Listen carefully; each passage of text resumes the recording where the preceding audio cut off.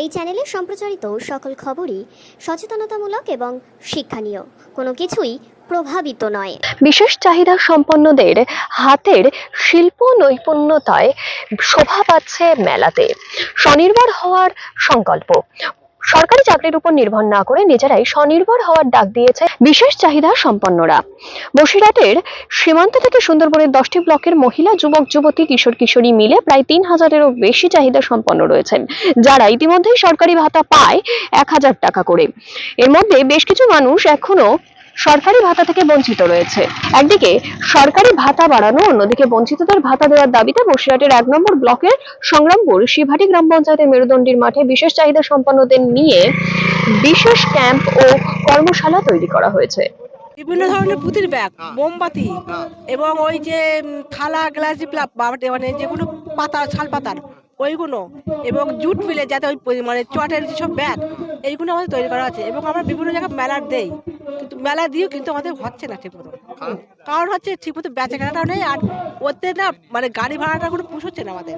ওই জন্য চাচ্ছি আমরা সরকারের কাছে একটাই আবেদন, আমাদের প্রতিবন্ধী ভাতাটা বাড়ানো, এটাই আমাদের আবেদন।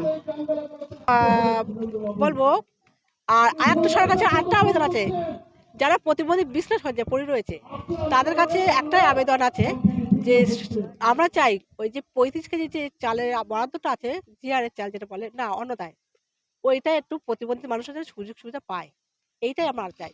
কারণ ও কেজি করে সংসার চলে না। আপনারা অনেক দূর কোন আমি যতটুকু মানে কলকাতার কাছের মধ্যে যতটুকু পারি ততটুকু আমি যাচ্ছি। হ্যাঁ, সরকারি মেলাটা সবল মেলা, এবং ওই যে মিলন মেলা হচ্ছে, তারপরে আরেকটা কি মানে বসিরহাট উৎসব যেটা হলো, আমরা থাকি বসে বিভিন্ন হাতের হ্যাঁ বিভিন্ন হাতের কাছে। এমনকি মানে যে মেয়েদের যে ব্লাউজ, সোয়েটার, বাচ্চাদের টুপি, এগুলো আমরা তৈরি করে নিয়ে হাতে করে। আপনারা স্বনির্ভর হওয়ার চেষ্টা করছেন। আমি চাচ্ছি কোনো প্রতিবন্ধী যেন অপরের দয়ায় না থাকে, ওরা নিজেরা কিছু করে, ওরা 10 টাকায় করুক, সেইভাবে খা করা, এটাই আমি চাই। কারোর কাছে হাত পাততে না হয়, এটা চাই। আমার নাম চৈতালি মণ্ডল।